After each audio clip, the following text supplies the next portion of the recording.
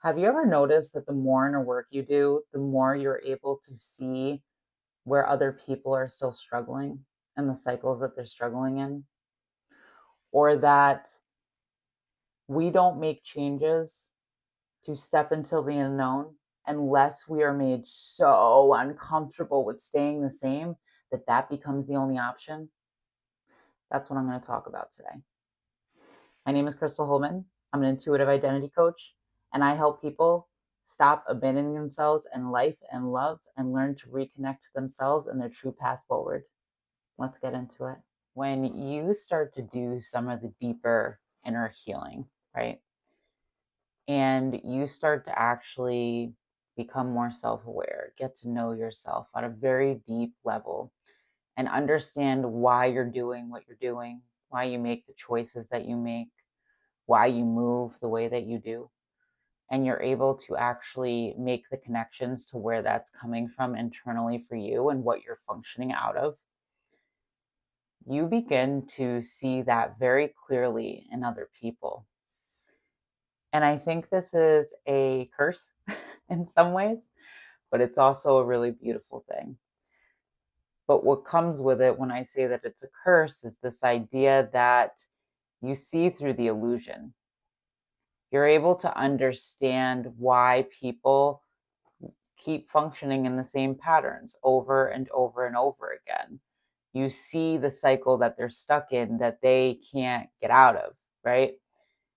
And when you've done that work with yourself and you've met yourself in the deepest, darkest parts of yourself, you can see that with everybody in front of you. And it's seen in the little ways that they speak and the things that they say and the things that they don't say, right?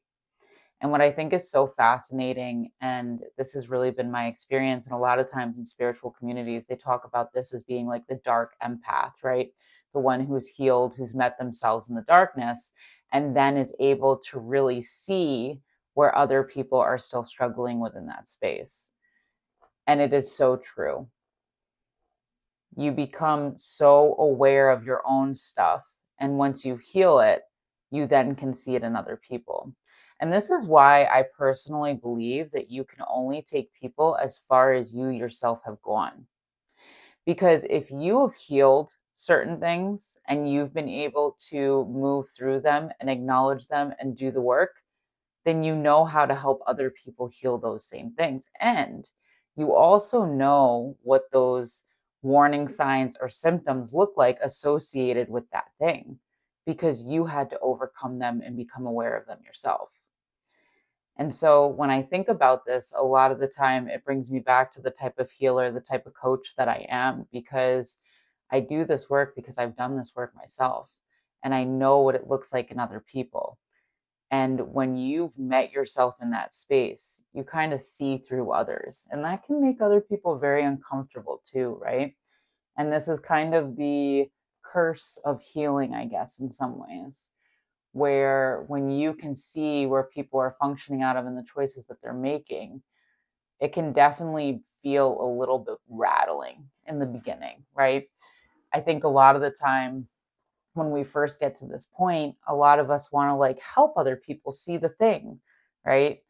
And it's like when you have a spiritual awakening, you want everybody to know the stuff, everybody to know the reality that you see, everybody to see through the illusion, right? It's like the same thing with healing. You want everybody to see it, you want everybody to feel what you're feeling. And there's this realization that you have to recognize that everybody does that in their own time and in their own space. And you can't make somebody see something that you see just because you want to help, right?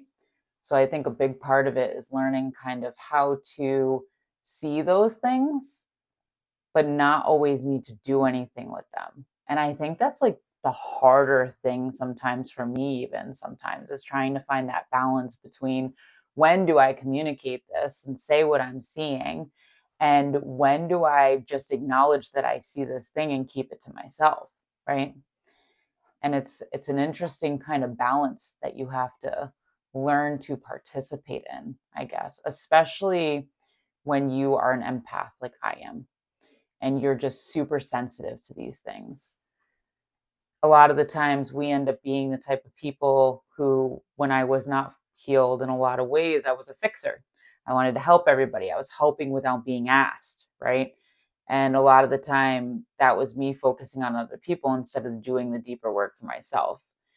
And turning that around and turning that inward and doing the work on myself is actually what kind of set me free. And, obviously that fixer piece of me still plays out sometimes. So I have to be very aware of it and recognize when I'm doing that and when it's time for me to not do that, right? And just notice, be aware of something and do nothing with it. And this is kind of reminding me of like when I had my psychic awakening and I knew things about other people, and like it wasn't my responsibility to do anything with that information other than know it and keep going. And I think it's like that balance. And throughout different parts of my life, as I grow more, I'm having to constantly rebalance that piece, which is very interesting to me. The point of sharing this today is that I think it's important to recognize that it can be scary to do the deeper work.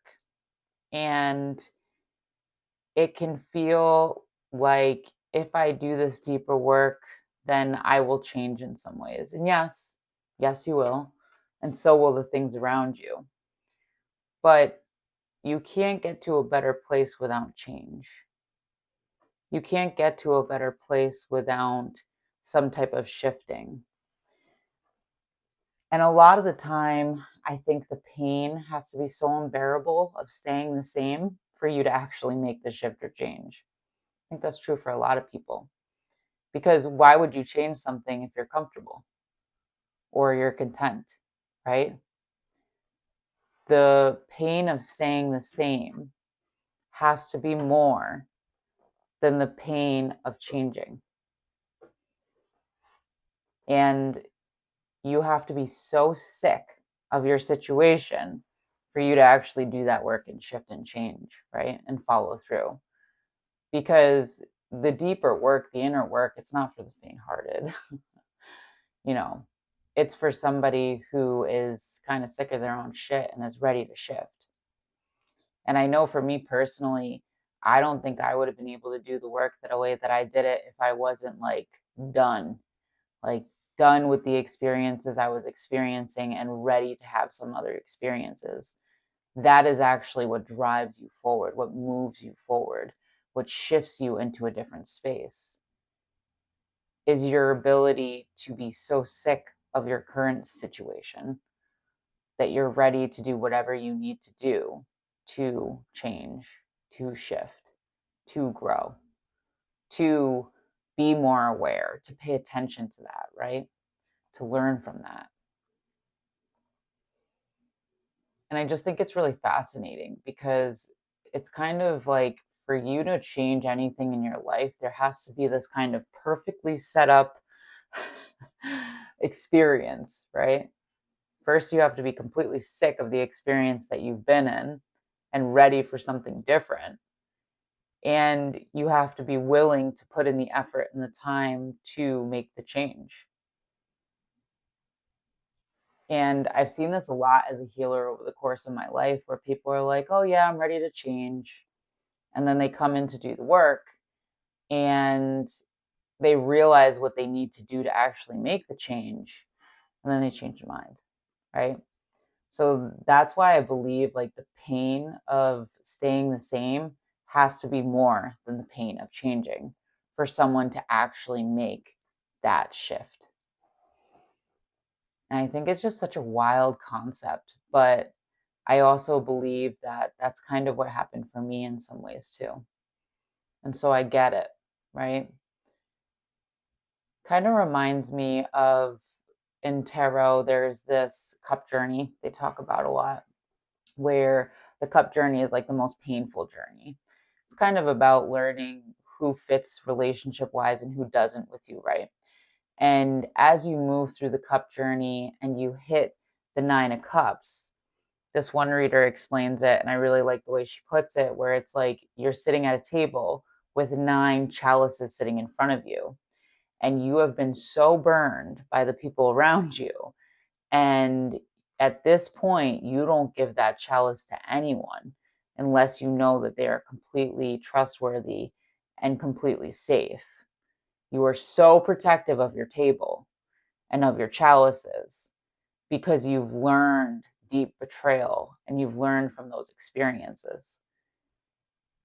And I have to agree that sometimes we have to go through things that are so painful for us to finally learn the lesson. And a lot of the times, I mean, if you think about it yourself in your own experience, how many times have you had to learn or experience something similar before you actually learn the lesson or made the change?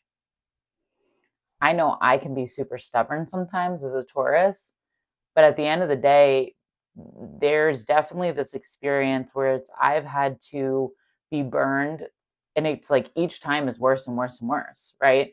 More and more and more times than I can even count before I can actually acknowledge that, all right, I'm done with this. I learned the lesson, right? And so this really comes back to that idea that the pain of staying the same has to be more than the pain of changing for someone to actually do that work to make that shift.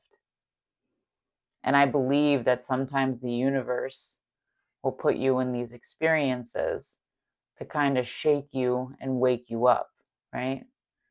Because we will change if we feel enough pain, but we won't change if there isn't enough pain there to make us shift.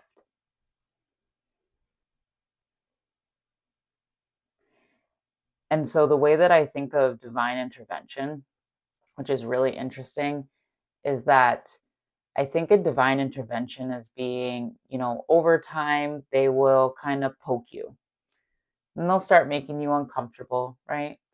And then they'll start giving you little pushes to make you uncomfortable. And then they're going to shove you like really hard, right? And they will bring you to your freaking knees so that you recognize that what you're doing is so uncomfortable that you have no other choice but to change. And divine intervention happens when we are so off track in our lives that it needs to happen to reroute us to where we're supposed to be and where we're supposed to go and what we signed on for, right? Within this lifetime, within this experience. And that's how I understand what divine intervention is they will make you so uncomfortable so that you will eventually be so uncomfortable that you will be forced to make the shift or make the change. And I think more and more that is kind of what's happening as there's way more spiritual awakenings happening nowadays with the sun being so active, with people like finally recognizing that they don't want to work 9 to 5s. I mean, I don't think I've ever heard that narrative so much as I have heard it over the last 2 or 3 years.